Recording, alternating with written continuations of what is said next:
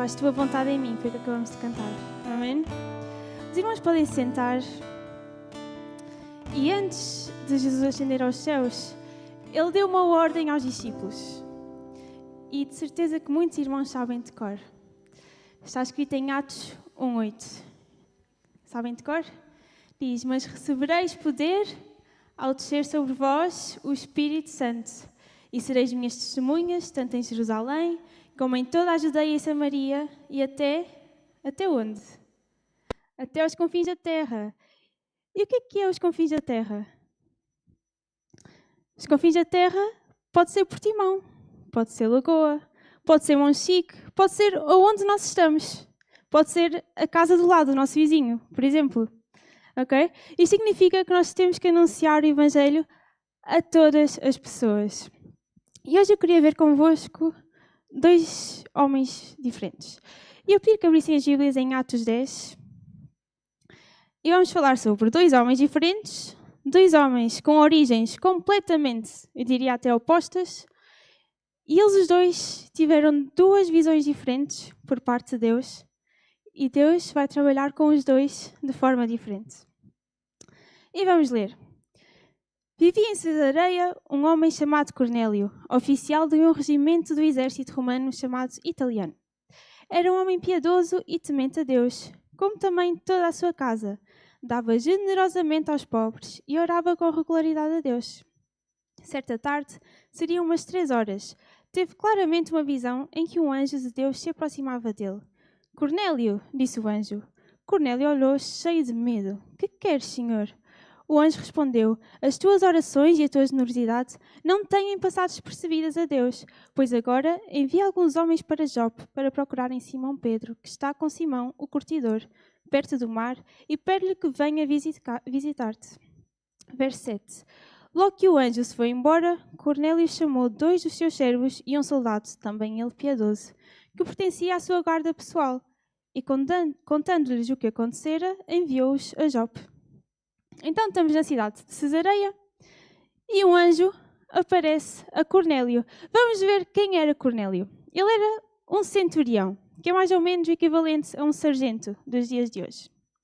E ele pertencia à corte italiana, que era o nome daquele grupo de tropas romanas que tinha mais ou menos cerca de 600 pessoas. E o centurião comandava 100 pessoas da corte italiana, 100 homens da corte italiana. Ele era um gentio, ou seja, ele não era judeu. E vemos no verso 2 que ele era piedoso. Ele e a sua casa eram tementes a Deus, ou seja, eles adoravam a Deus, simpatizavam com a religião judaica, frequentavam até a sinagoga, e eles respeitavam o sábado e também as leis judaicas. Vemos que ele orava regularmente a Deus, no verso 4, que ele dava esmolas aos pobres, mas vemos que ele não era membro da comunidade judaica nem da comunidade cristã. Porque os gentios continuavam a ser vistos como pagãos, tanto aos olhos dos judeus como aos olhos dos cristãos. Mas isto não ficou assim para sempre. Mudou. Nós vemos que este episódio passa-se à hora nona, que é o equivalente às 3 horas da tarde para nós. E esta é a hora da entrega dos sacrifícios no templo. E também é a hora em que os judeus costumam estar no templo a orar. E Cornélio estava em casa a orar. Estamos a ver aqui o paralelismo entre os judeus e o que é que este centurião, que era temente a Deus, fazia. À hora da oração, ele estava em casa a orar. E de repente apareceu um anjo. E nós vemos que o anjo foi muito intencional. O anjo não falou para alguém que ali estava. Não. O anjo disse Cornélio. Era o nome dele. O anjo chamou-o pelo nome. E o Cornélio percebeu que o anjo vinha da parte de Deus e ficou cheio de medo. Isto de ficar cheio de medo é algo que nós percebemos ao longo da Bíblia que é normal. Quando um anjo aparece e as pessoas reconhecem que é um anjo vindo de Deus, ficam com medo. E o anjo deu instruções claras a Cornélio. Ele tinha que enviar alguém a Jope para ir ter com um homem chamado Simão Pedro. E Simão era um nome muito comum naquela altura. Nós só aqui neste pequenino relato vemos 2 Simões diferentes. Daí a necessidade do anjo ter que usar 2 nomes, Simão Pedro, para identificar que era aquele Simão específico. e ele disse-lhe onde é que ele estava. Ele estava na casa do outro Simão, o Simão que era o curtidor. E seguir estas instruções para Cornélio, que era um gentio, era um ato de fé e também um ato de muita obediência a Deus. E sabem, Cornélio fez exatamente o que o anjo mandou. Ele chamou 2 criados e um soldado, que a Bíblia diz que este soldado também temia a Deus, também era piedoso, e mandou-os à procura de Simão.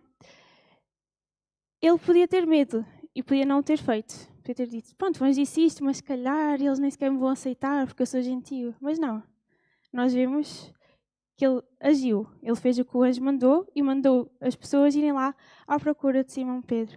E quantas vezes nós temos medo também de sair da nossa zona de conforto, às vezes ir falar com alguém que à partida não nos vai receber tão bem, porque ele era um judeu e os judeus e os gentios não se falavam.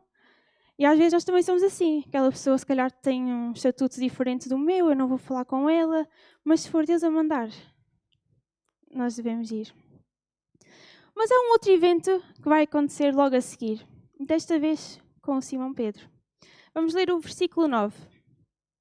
No dia seguinte, quando eles se aproximavam da cidade, Pedro subiu ao terraço para orar. Era meio-dia.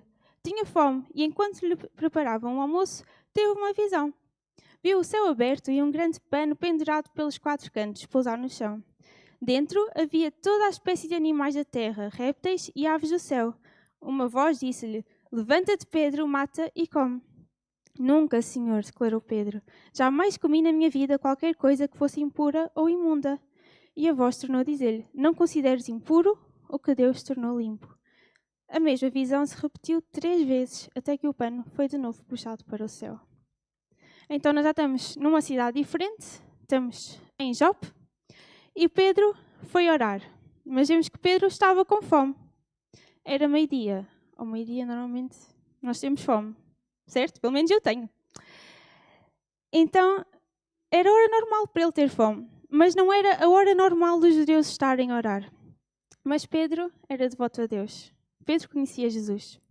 E quem ama a Deus, busca-o, certo? E era exatamente isto que Pedro estava a fazer. Ele estava a buscar a Deus. E enquanto estavam a preparar a comida, ele teve uma visão. Um lençol desceu do céu. E este lençol tinha animais de 4 patas, tinha répteis e tinha aves. E ele ouviu uma voz que o mandava matar os animais e comer. Agora há aqui um problema. É que, de acordo com a lei judaica, em Levítico 11, está uma descrição daqueles animais que eram considerados impuros. E os judeus não podiam comer aqueles animais. Então temos aqui um novo conceito. Deus está a mandar Pedro comer algo que ele não poderia comer. Mas a voz disse-lhe: "Não consideres impuro o que Deus tornou limpo." Vamos ver o verso 17. Pedro ficou a pensar naquilo. Que queria dizer semelhante visão? Que deveria ele fazer? Nesse momento, os homens mandados por Cornélio, tendo encontrado a casa, chegavam à porta, perguntando se era ali que estava Simão Pedro. Entretanto, enquanto Pedro cismava na visão, o Espírito Santo disse-lhe: "Vieram 3 homens à tua procura. Desce, vai ao encontro deles e acompanha-os. Não receis, fui eu que os mandei." Pedro desceu e apresentou-se. "Sou o homem que procuram. Que querem de mim?"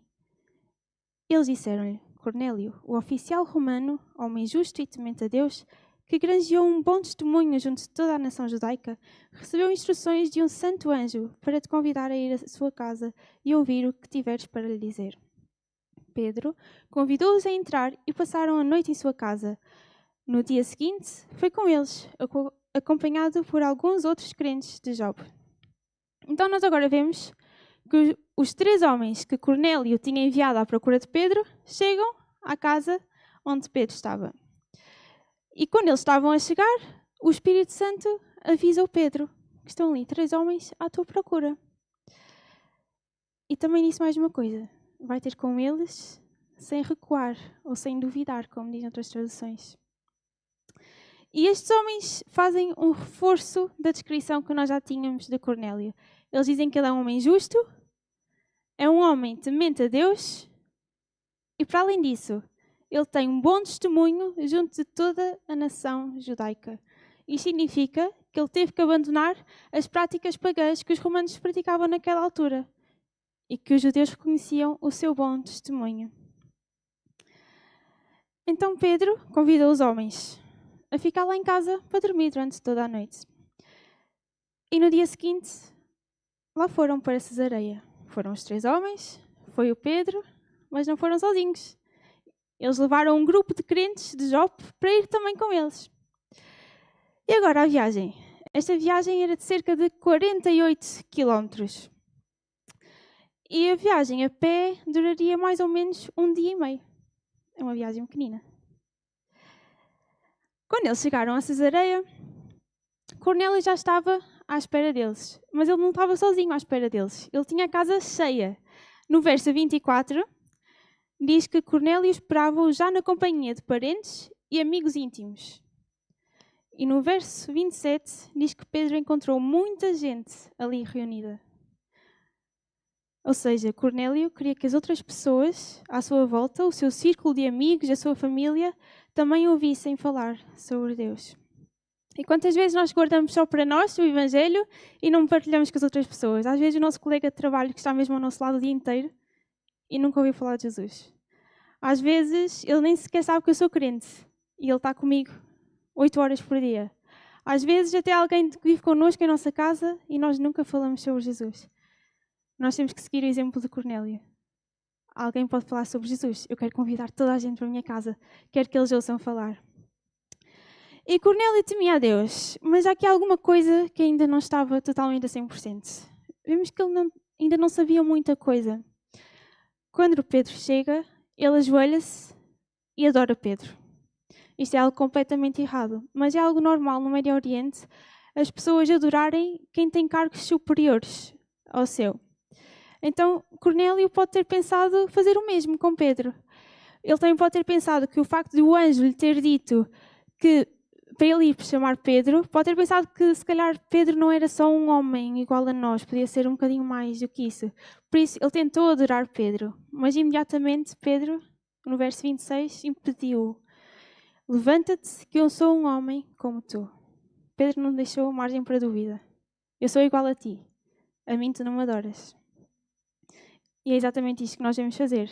Nós não podemos adorar ninguém para além de Deus. E nós não podemos aceitar a adoração de ninguém.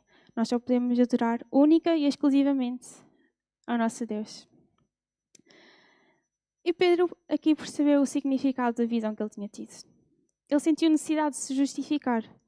Pedro disse-lhes no verso 28, sabem que é contra as leis judaicas eu relacionar-me com um estrangeiro ou entrar no seu lar. Contudo, Deus mostrou-me numa visão que nunca deveria considerar alguém impuro ou imundo.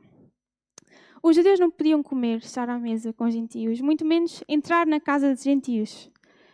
E era exatamente isto que estava ali a acontecer. O Pedro, que era judeu, estava na casa de Cornélio, que era gentio. Então nós temos aqui uma nova aplicação da visão que Pedro tinha tido. Ele já tinha percebido sobre comer animais impuros, ok? Ele podia comer, mas agora ele percebeu que a visão também era sobre pessoas, não era só sobre animais, mas era mais do que isso, pessoas. Os judeus e os gentios agora podiam estar todos juntos, podiam conviver, podiam estar em comunhão. E no verso 34, Pedro disse que agora verdadeiramente vejo que Deus não é parcial. Ele aceita pessoas de todas as nações que o temem e fazem o que é justo. Então Pedro percebeu que tanto os judeus como os gentios eram vistos da mesma forma aos olhos de Deus. E que Jesus tinha vindo, não para salvar apenas os judeus, mas para salvar a todas as pessoas. Vemos aqui uma mudança radical no pensamento de Pedro. Pedro era judeu desde criança, ele foi ensinado sempre com as leis judaicas, ele foi sempre ensinado que os judeus eram o povo escolhido, o povo de Israel, o povo escolhido de Deus, e que por isso eles não se podiam relacionar com os gentios. E agora ele percebe que Jesus, quando veio à Terra, ele morreu na cruz, não só pelos judeus, pelo povo escolhido, mas por todas as pessoas. Então Cornélio contou a Pedro que o anjo lhe tinha aparecido e que o tinha mandado chamar. No verso 33, diz que agora estamos todos presentes diante de Deus, ansiosos por ouvir o que Ele te mandou dizer-nos. E Cornélio tinha uma necessidade que alguém lhe explicasse o Evangelho. Que alguém lhe explicasse o que é que Jesus tinha vindo realmente fazer a este mundo. E foi isso que Pedro fez.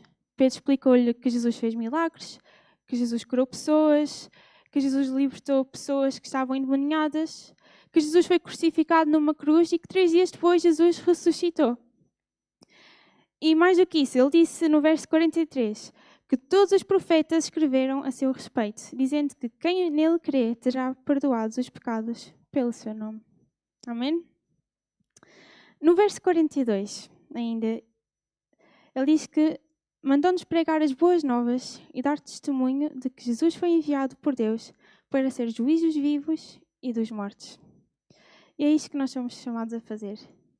Nós temos que falar de Jesus às outras pessoas, às pessoas que nos rodeiam, para que as outras pessoas percebam que Jesus Cristo é o nosso Senhor e Salvador e que só Jesus pode perdoar os seus pecados e os nossos pecados. E cabe-nos a nós, enquanto a Igreja do Senhor, explicar às pessoas isto mesmo, que Jesus morreu por cada um de nós. E Jesus deu-nos essa missão. Na grande comissão, Jesus disse, ide por todo o mundo, pregai o Evangelho a toda... Só alguns? Não, a toda a criatura. E Cornélio era um bom homem, mas ele não conhecia Jesus. Faltava-lhe o essencial. Ele temia a Deus, ele adorava a Deus, mas ele não conhecia o essencial. E Pedro fez isto mesmo. Pedro falou-lhe de Jesus. E através da morte e da ressurreição de Jesus, o Evangelho está disponível a todas as pessoas. Todos aqueles que querem aceitá-lo. Isso é muito importante.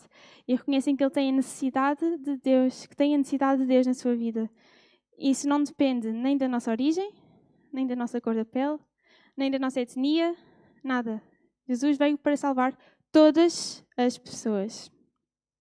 Em João 1, no versículo 11, capítulo 1, versículo 11, diz: veio para o que era seu e os seus não receberam. Mas a todos quantos o receberem, deu-lhes o poder de serem feitos filhos de Deus, a saber, aos que creem no seu nome. Cornélio quis ouvir o Evangelho e Pedro pregou o Evangelho. Ele explicou o ministério de Jesus aqui na terra. Mas ele foi interrompido no verso 44.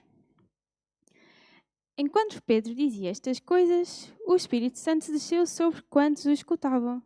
Os crentes oriundos da circuncisão, ou seja, os judeus, que tinham ido com Pedro, ficaram pasmados ao verem que o dom do Espírito Santo tinha sido derramado também sobre os gentios. De facto, ouviram-nos falar em línguas diferentes, magnificando a Deus. Então, o que aconteceu aqui? Pedro estava a pregar, a falar sobre Jesus àquelas pessoas todas, e de repente o Espírito Santo cai sobre eles e eles são batizados com o Espírito Santo.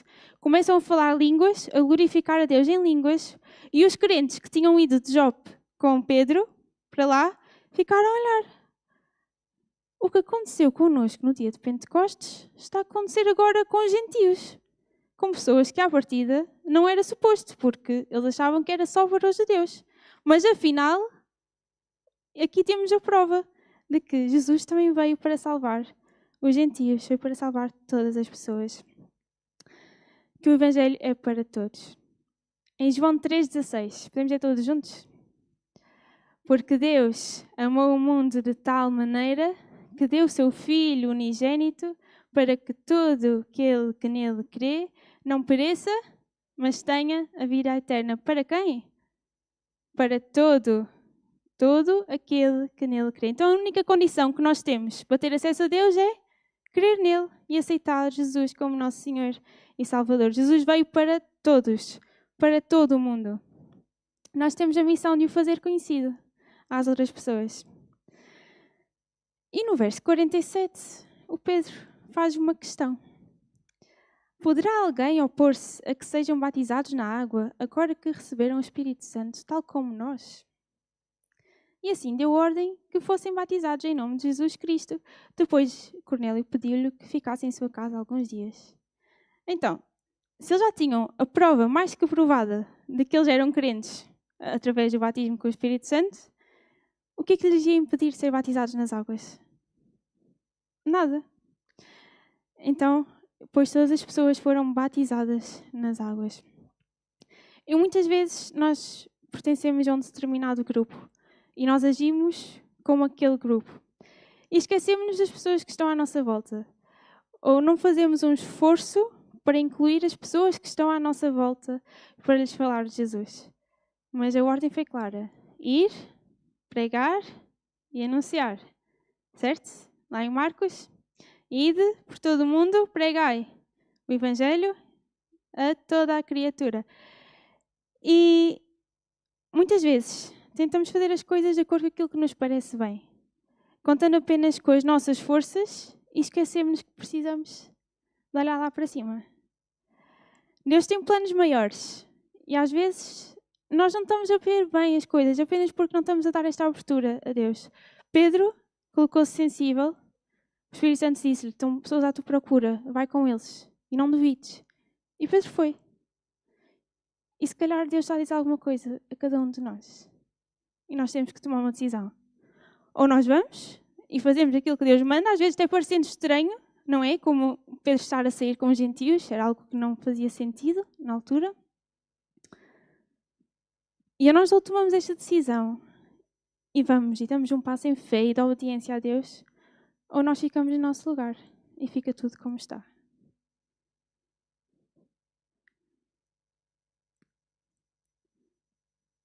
Se Cornélio não tivesse mandado alguém ir buscar Pedro, ele nunca tinha tido alguém que lhe tivesse explicado o Evangelho. Por outro lado, se Pedro nunca tivesse ido ter com Cornélio, ele nunca teria percebido o verdadeiro significado daquela visão, de que o Evangelho era para todas as pessoas. Eles os dois obedeceram e os dois saíram beneficiados. Tanto Cornélio como Pedro estavam a orar no momento em que tiveram as visões. Eles estavam os dois a buscar a Deus. Os dois receberam algo que provavelmente não receberiam se não tivessem a buscar a Deus. Eles não buscassem a Deus constantemente. Cornélio recebeu a explicação do Evangelho e o batismo no Espírito Santo e, por consequência, também a seguir o batismo nas águas. E Pedro recebeu um novo entendimento sobre as pessoas e sobre a salvação de Deus. E nós também temos que buscar a Deus. Jesus deve ser sempre a nossa prioridade, o centro da nossa mensagem em todas as circunstâncias. Temos que mostrar às pessoas o seu amor e explicar que Jesus morreu não só por mim, mas também pelas pessoas que estão à minha volta. É Deus quem nos dá a força e a coragem para nós agirmos. E devemos colocar-nos disponíveis, estar sensíveis à voz de Deus, tal como Pedro estava sensível e obedeceu, e foi. Que Deus nos ajude a cada dia a cumprir esta missão de Deus. Amém? Vamos dar